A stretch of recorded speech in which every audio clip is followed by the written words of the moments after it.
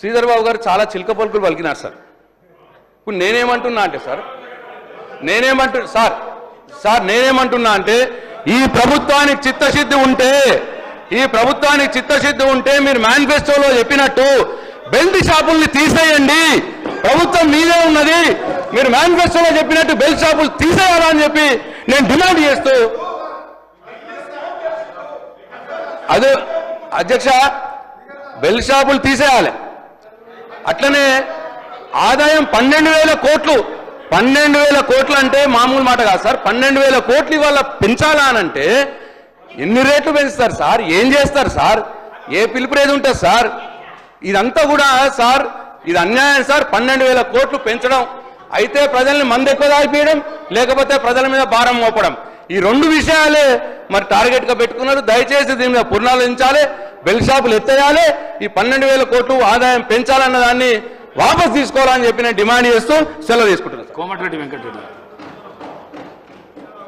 దాదాపు 1 minute excise minister గారు.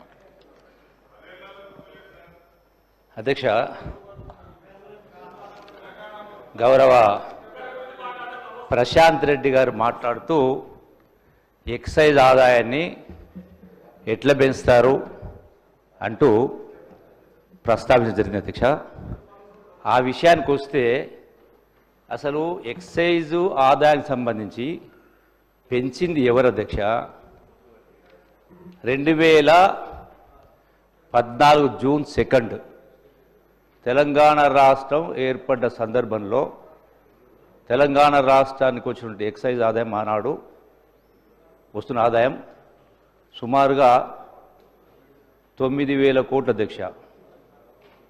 సుమారుగా అదే 2023 డిసెంబర్ 6 నాటికి వాళ్ళ ప్రభుత్వ పరిపాలన దిగిపోయే నాటికి మొత్తం ఆదాయము 34,000 కోట్ల అధ్యక్ష.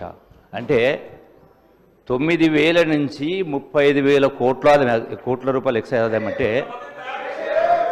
అధ్యక్ష వాస్తవాలు వినాల, 25,000 కోట్ల రూపాయల ఆదాయం పెంచింది ఎవరు? నెంబర్ 1.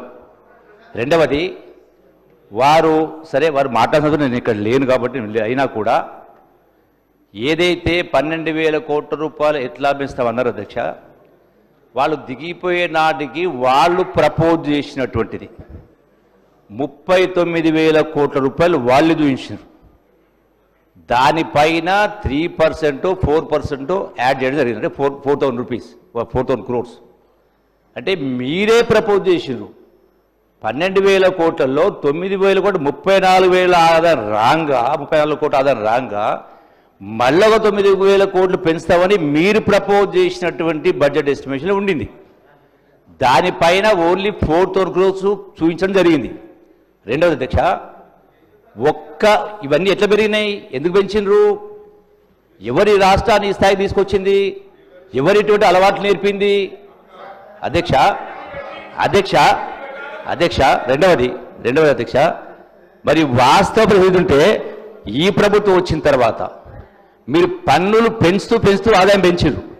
ఈ ప్రభుత్వం వచ్చినటువంటి 13-14 మాసాల్లో 1% కూడా పన్ను ట్యాక్స్ పెంచలేదు. రెండవది, మీరు చెప్పిన లెక్క ప్రకారం చూస్తే అధ్యక్ష, మరి 10 సంవత్సరాల కాలంలో 9,000 కోట్లది 34,000 కోట్లు, 25,000 కోట్లు, అంటే ఆల్మోస్ట్ 400%. Subject correction, almost 400%. 10 సంవత్సరాలు 400% అంటే సంవత్సరానికి ఎంత అధ్యక్ష? 40%.